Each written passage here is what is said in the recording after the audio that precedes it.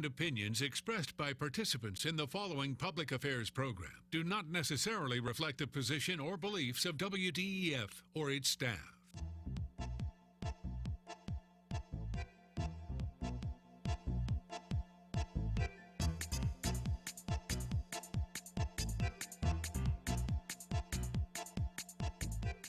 This is Point of View, celebrating a world record-breaking 62 years of quality public affairs programs from the studios of WDEF News 12, Chattanooga.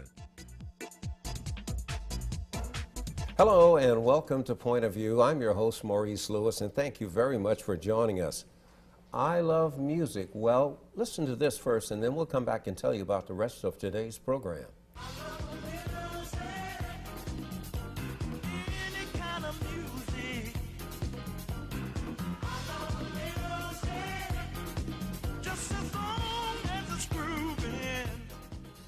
I Love Music by the O'Jays. Well, we all love music, but music didn't just start. It came from someplace, and we have two distinguished guests with us today, Richard Wyndham and Barry Quarter. Thank you very much for joining us, gentlemen. When we talk about music, people drive past Chattanooga. They want to go to Nashville, or they want to go to Memphis, or what have you, but we have a lot that's going on here.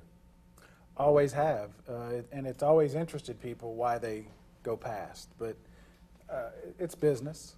Those other cities seem to sell tickets better, or have traditionally. Well, it's all marketing too. It's changing.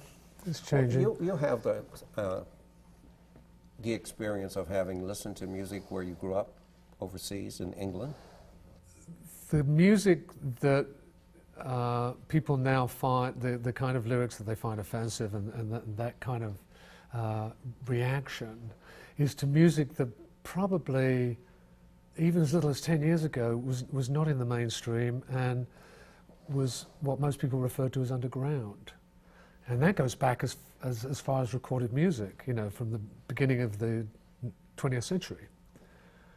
But the internet changed everything, as it has with so many other things. It changed everything with music too. I think what was underground would now appear to be mainstream because it's so widely disseminated by the web. Well, I think part of that too is if it doesn't make your parents mad, it's not what you want to hear, right? Yeah, exactly. So I mean that goes all the way back. Yeah. It's kind of that you know, you kids get off my lawn type of thing. Who's defining it defines whether it's good, bad, or whatever. If it makes you feel good, it's great. If it doesn't, if it makes your parents angry, then it's even better. So. Let's talk about, yeah, it makes parents angry. I remember my nieces were here a couple of years ago, and they were riding in my car, and the three of them were in the back seat, and they were talking about a song called Bootylicious. And I was outraged. Where did you hear this at? And she said, well, Uncle, it's on the radio. Yeah, but Glenn Miller music outraged that generation parents, and Elvis outraged. I know what you're saying, and I don't disagree. I think where we've come today is pretty far out there with what gets played, especially to young kids. But yeah, I think it comes down to perspective. I work with students a lot, and one of the things that was most startling to me working with students and them playing music on the radio, and me telling them, "You can't play that on the radio. Listen to the language in it," and their reaction is, "What language?" Yeah, it's so commonplace, and it's so much a reflection of the way they talk to each other. It doesn't faze them. How they talk to each other, the lyrics definitely seem to matter. Using the H word, the N word, all of the other words that we would not permit under normal circumstances, they're in the music, and sometimes those letters are overwritten by the beat. People seem to go with the beat and don't really listen to the lyrics.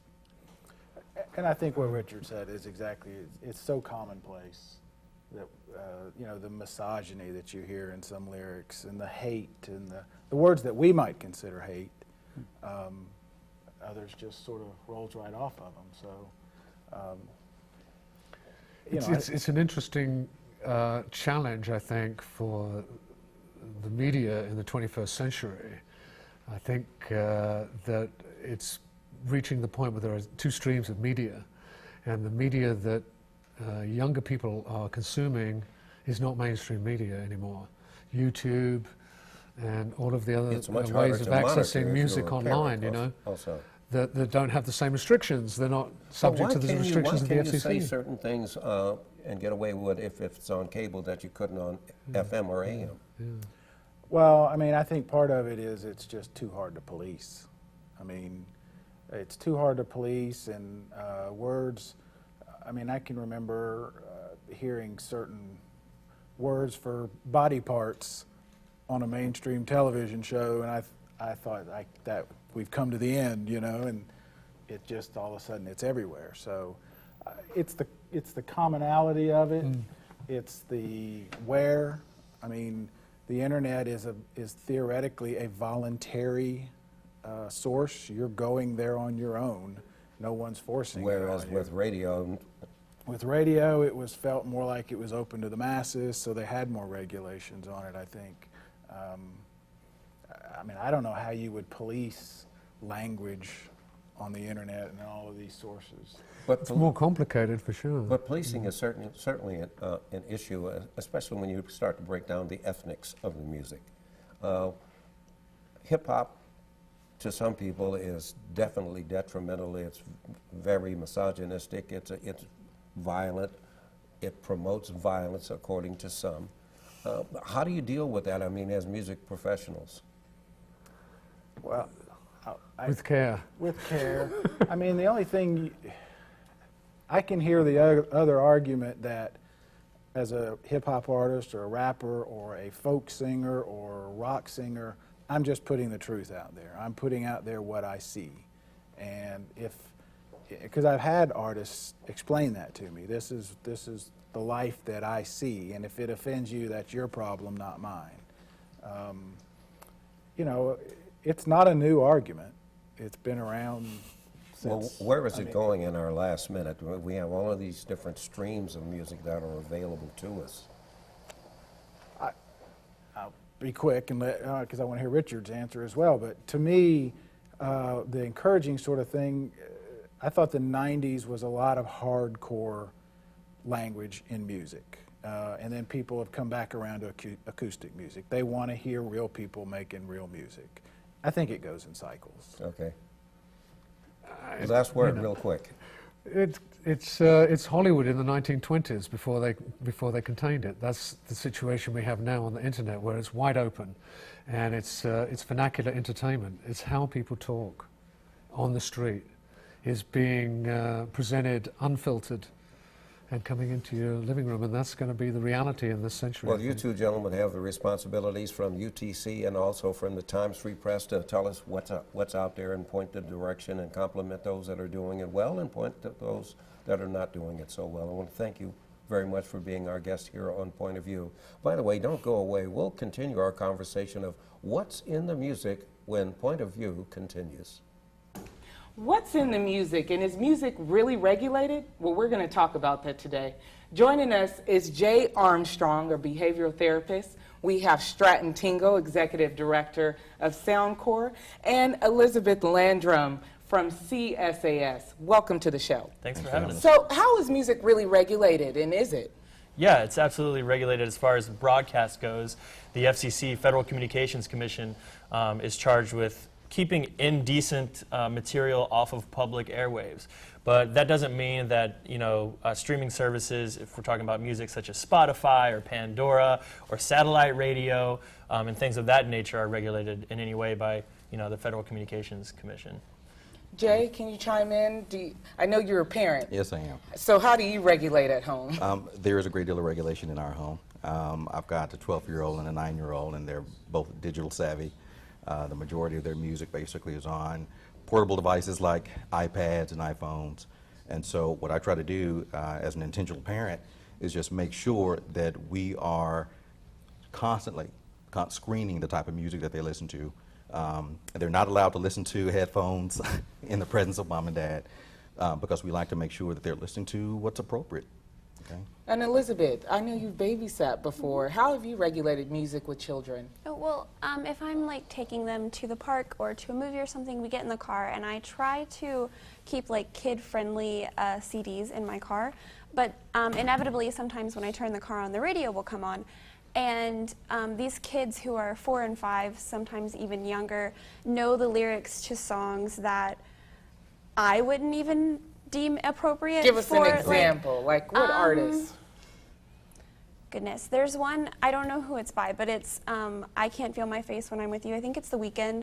And these kids don't even know what they're singing about, but they're singing about like things that they're not appropriate for children younger than 6, or even children younger And than you're 13. talking about the artist The Weeknd, who Yes. was referencing drugs and Yes. cocaine. So yes, that was I think really inappropriate for kids. I feel like I brought a study on the effects of violence in music on children and adolescents, and it's music is a powerful way to set a mood, and a lot of children, the studies show that a lot of children sort of engage emotionally with music, whether they understand the lyrics or not, right?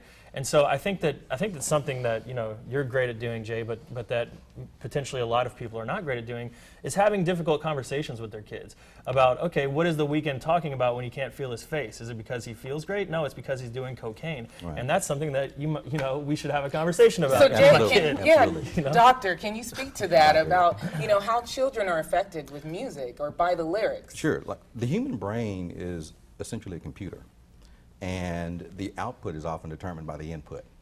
And so that's why we need to make sure basically that what's going in is at least able to be filtered. Okay? And that's what we try to do, me and my wife. We try to make sure that our children have the right set of morals and right set of principles to which to filter what they're listening to. Because we can't monitor everything 24/7.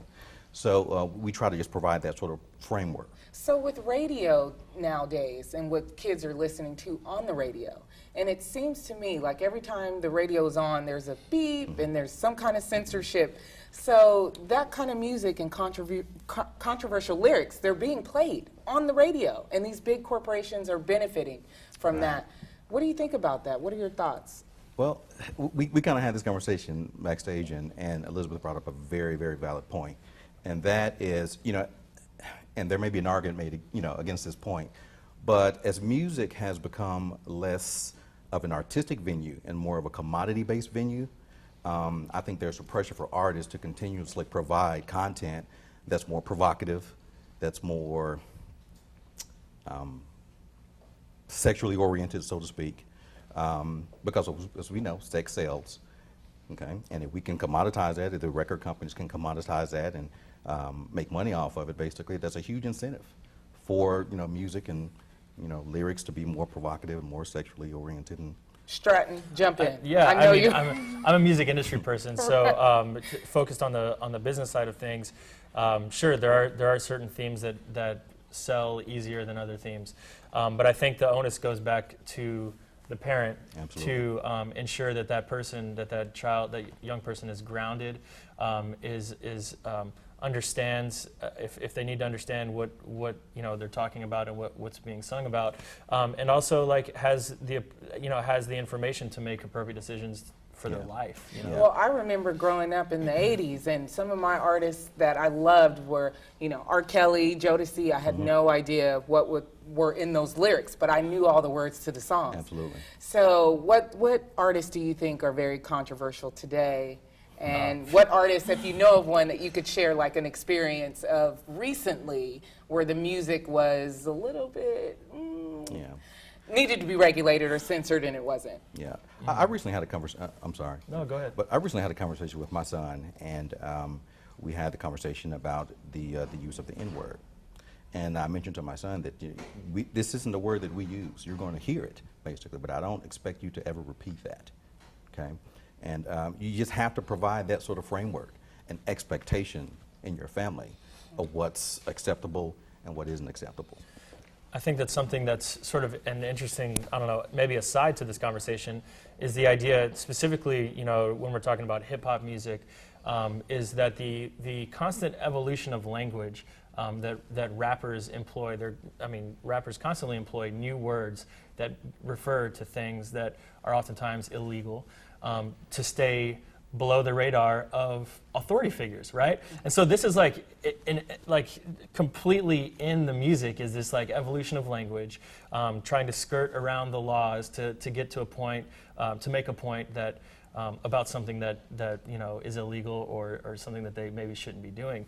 So I think that this whole idea of you know, I don't know, government censoring what's being said out there via art forms is it's always kind of a losing battle, right? So that's where, again, it comes back to hopefully that child has a mentor or a parent in their life that is, again, grounding that person. But you know, the parents that throw the kid in front of the TV or in front of the video games or in front of the radio and let the media or let broadcast media raise the child, that's, I think, where you see disastrous results. So as we wrap up this segment, because this could go on and on, it's just so much to cover and talk about. What are the different genres? Let's talk, you mentioned hip hop. Sure. What other genres of music, you know, experience?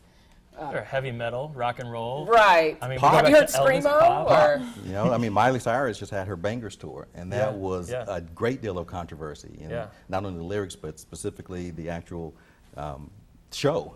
So closing this segment, what are your last, you know, thoughts about lyrics and music and regulation? Really quickly, Elizabeth? I think it's impossible to completely regulate a child, and I don't necessarily know how I feel about censoring art.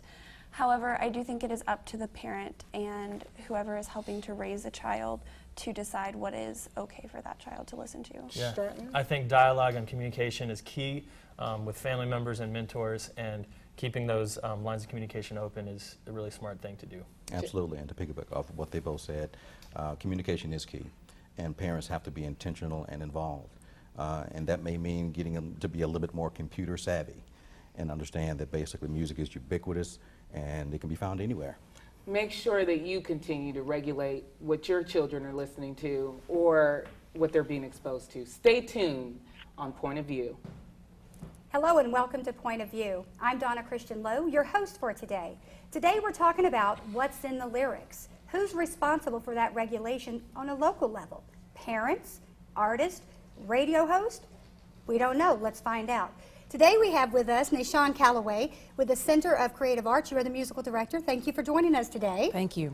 We have Tut, who is a entertainer and artist and a preacher's son, but we won't go there today, right? Right. And finally we have Kenawa Kitabi. He is WUTC radio host. So let's jump right in. When you talk about the local level, and we're not talking about FCC, we know they regulate. We're talking about parents, teachers, artists, educators. Who's truly responsible? Nishan, we'll jump in with you first. As a parent, I feel like I am responsible for what my child listens to in my home. There are certain things I don't want to come into my home that I don't think are positive for my son to listen to. And also with students, I can't regulate what they do in someone else's class, but in my class, I can regulate what they listen to because, again, I tell them my class is like my home, and when they're in there, I'm responsible for them. So what they listen to has to be something positive. If it's something negative, profane, we don't listen to it. So Tut, when we talk about who regulates as an artist, do you feel a responsibility to make sure your content is appropriate for youth, for young teens? Not really, because, I mean, that's a good question, but not really, because at the end of the day, I'm only telling my story from my perspective, from my point of view. I mean, you're going to choose to listen to it. You don't have to listen to it. It's like, I don't live with you. I'm not personally putting a CD in your hand like, hey, go listen to this. Right. And plus, my whole demographic is older than, you know, a child, you know what I'm Okay. saying? So as a radio host, now we know FCC regulates, but let's be honest, I know that there are radio hosts who slip music in there when they shouldn't, but they get away with it. So what ownership does a radio host have in this conversation other than the FCC? Well, I mean, honestly, the ownership that a radio host takes is just that we have to make sure that content is appropriate to be put out. As far as if we feel like the lyrics are fine to be placed or regulating who listens to what, we don't have any control over that because, of course, just like they said, with an educator or a mother or an artist, we don't control who tunes in or who, wherever they can, wherever they can possibly play the music, because we can only control what's in our presence. So an 11-year-old in the vehicle listening to a song that you produced, maybe has some foul language that the mother or the father wouldn't want their child listening to. How is that regulated? We know that it's up to the parents, but our children today aren't just listening in the radio. Right. True. So in the old days, we had a vinyl. Today, it's earbuds. So how do we regulate that? Every now and then I have my son take the earbuds out so I can hear what he's listening to. Now, that doesn't mean he won't go back to something else when I'm not listening, but I like to think every now and then that I try to check in and just kind of keep track of what it is that he really is listening to. So what about on the responsible level now in schools now? The kids have every device possible, and they're listening to everything in between classes. So how do you, as an educator in music, because you're a music director for your school, how do you regulate that in the classroom? I know it sounds easy, but it's really not. Well, students don't bring their devices into my classroom. Is that your rule or the school rule? Both. Okay. And they can bring them in sometimes if they're using them to record. Okay. But other than that, it goes away. No earbuds go into the ear, because when they do, I don't know what they're doing. So if they're using them for classroom purposes to record, other than that, all of my classes, they're singing the entire time. So they don't have time to put in the earbuds and listen, because they are making music, so they don't have time to listen. Well, the evolution of how we've listened to music now does impact the content, when you can't really regulate when your child is listening. So thinking about that, Tut, as an artist, now the viewers might say, you know what, that gentleman's wrong. Right. He does have responsibility. So kind of dive a little deeper for me. Where does your ownership come into the music? I mean, I'm only responsible for what comes out of my mouth, and I stand next to that 100%. I'm talking about what it was like for me growing up. I'm talking about the things that I went through, like the battles, and like everything that I overcame. So, like you. So that's what listening your to music that, is speaking about? Yeah, I mean, for the most part, not all of it is good. Not all of it sounds good, and all that stuff. It's some negativity in there too. But like that's life. Like not everybody's life is just coasting. You know what I'm saying? As far as like regulating and stuff like that, I don't feel like it's personally my responsibility. Like I said, I'm not putting it in your hands, but like it's up to the parent. And like even then, it's not even then where a parent could just be like, okay, I can regulate this completely, because if that child wants to listen to it after you walk away, they can still find a way to listen to it, regardless of if you take their phone or whatever. If they want to do something, just like they own human being, they can do it. So let's talk about a different side of this, nursery rhymes. Right. So we talked about this in our conversations before the show. Nursery rhymes that are not only that aren't only derogatory, but are negative in terms of racism and kind of just have negative connotation to it. So maybe to the educator, nursery rhymes, 3 little monkeys jumping on the bed, Humpty Dumpty. These are not positive nursery rhymes. No, they're not. So how do we regulate a nursery rhyme? Or do we? Well, I learned nursery rhymes from my mom or from someone singing to me when I was a child. It wasn't something that we focused on at school. We did more patriotic songs or things that were a lot more general, not something that specific. And to be honest, you never think about those things until you get older and you really analyze what the songs are saying, and you're going, that's really not something good that I should be singing to my child. Right. I agree. So when you think about the effects of your lyrics, what you're playing in the radio, what you're producing, and what you're trying to teach, what are the effects you see personally and professionally with children and teens of the lyrics that they're listening to? I sing also. I do a lot of shows, and I have to consider my audience, and I choose what I sing so that I want people to come back and listen to. I'm trying to put a certain vibe and a certain feeling out there, and that's with any artist. They know what atmosphere they're trying to set, and even if they're setting something different or something negative, you don't want to censor them as an artist, but you also have to take some kind of personal responsibility, I think, for what you're putting out there, because you never know when you're doing live performances who's coming into your show. This is just me, and probably because I'm older. Who's coming to your show, and to making sure that what you're putting out there is something positive. In our research, we found it interesting that Kids 10 and under are listening to music 4 to 5 hours a day, TV or radio. When they turn 16 and 17, they're listening to about 60 hours a week. That's pretty big. So as we wrap up our segment, let's give the viewers a tip from each of you. How are you going to own responsibility in the content and the lyrics? Well, in regards to owning the content and the lyrics is I would actually have to listen to my music and actually sit down as a radio host, see what content is actually appropriate to be putting out. Even though there is a certain type of mood that I may be going for, I need to understand that that atmosphere needs to be provoked by the right content and the right song. Wonderful. Tut? Me, I'm gonna keep doing what I'm doing. Keep being real, telling the truth. And keep it 100? Yeah, you can take it for what you want. I'm not really here to try to, take responsibility for like your kid listening to my music. So, so you're going to keep it 100 is what you told me earlier. Is that right? I mean, it's not my responsibility, right? Like, I just appreciate make the that music. position. That's your point of view, and we Yeah. appreciate that. Right. Absolutely. And finally, Michonne. As a parent, there are certain things certain views and things that I believe in that I try to teach my child. And so I monitor what he listens to and because I firmly believe that what's going into his ears is also being planted up here in his mind. And so that's going to affect how he responds to things and the kind of mood that he sets. And my students have even said that to me. When they are mad, they want to go listen to something angry so they can scream and get it all out.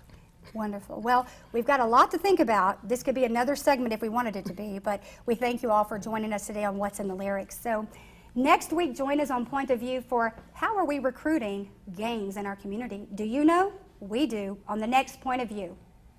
Closed captioning provided by the following. Funding for this program is brought to you by Barnett & Company, specializing in tax-efficient strategies for the preservation and distribution of family wealth, offering continuous investment management with a focus on long-term strategies. Areas of service include investment, estate, education, and retirement planning. Barnett & Company, the power of compound returns over time. More information can be found on the web at barnettandcompany.com.